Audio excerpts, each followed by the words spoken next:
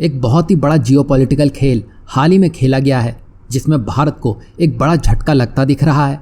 आपने देखा ही होगा जिस तरह इजराइल और हमास के बीच में मुठभेड़ शुरू हुई है उसका अंत तो फिलहाल के लिए दिखता नजर नहीं आ रहा है।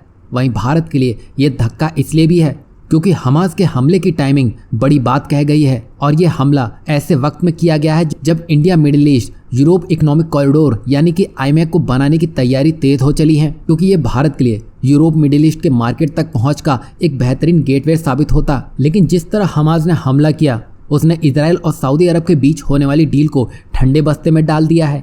और यहाँ खास बात तो यह है कि इस कॉरिडोर को लेकर ईरान और तुर्की को सीधे सीधे बाईपास किया जा रहा था और यही देश इस कॉरिडोर को लेकर नाखुश दिख रहे थे क्योंकि आईमैक की वजह से इनको बड़ा घाटा उठाना पड़ता, क्योंकि इस नए कॉरिडोर के बनने के बाद ईरान और तुर्की की तरफ कोई देखता भी नहीं। और यहाँ हम टाइमिंग की बात इसलिए कर रहे हैं क्योंकि अमेरिका की तरफ से ये कहा गया है कि ईरान हमास हमले को फंडिंग देने में लगा है। वैसे अमेरिका के इन आरोपों को ईरान हर बार नकारता ही नजर आया है और इस हमले ने सऊदी अरब और इजराइल के बीच दूरियां बढ़ा दी है, जिसके कारण भारत को एक बड़ा धक्का लगा है।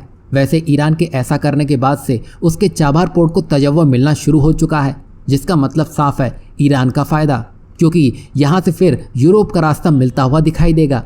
तो आप समझ सकते हैं क्या खेल हुआ है। वैसे आईमैक में सऊदी रीढ़ की हड्डी होता पर उसने अभी खुलकर कुछ नहीं कहा है। लेकिन यहाँ भले ही भारत को एक धक्का लगा है, सऊदी फिलहाल के लिए भारत को रास्ता ना भी दे रहा हो, लेकिन अब यहाँ सऊदी खुद ही भारत आने का मन बना चुका है। दरअसल भारत में जो स्ट्रैटेजिक पेट्रोलियम रिजर्व है उसमें सऊदी बड़े निवेश की तैयारी कर रहा है।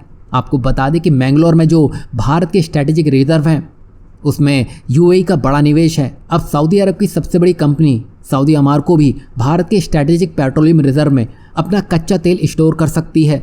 मतलब इससे भारत का जो स्ट्रैटेजिक पेट्रोलियम रिजर्व है वो बढ़ेगा, जो भारत के लिए किसी गेम चेंजर से कम नहीं होगा। वहीं सऊदी के भंडार अगर भारत में होंगे तो इससे सऊदी तो मुनाफा कमाएगा ही, साथ ही वो हम पर निर्भर भी होता नजर आएगा। वहीं जहाँ एक तरफ अभी सभी देश फिलिस्तीन के साथ खड़े हों, लेकिन यहाँ अरब देशों की तरफ से भारत में बड़ा निवेश दस्तक देता नजर आ रहा है। कुल मिलाकर सारांश ये निकला कि भले ही भारत को आईमैक के लिए थोड़ा इंतजार जरूर करना होगा, पर यह इंतजार ज्यादा समय का नहीं होगा, क्योंकि आप जानते हैं जियोपॉलिटिक्स में ना ही कोई परमानेंट दोस्त होता है और ना ही कोई दुश्मन।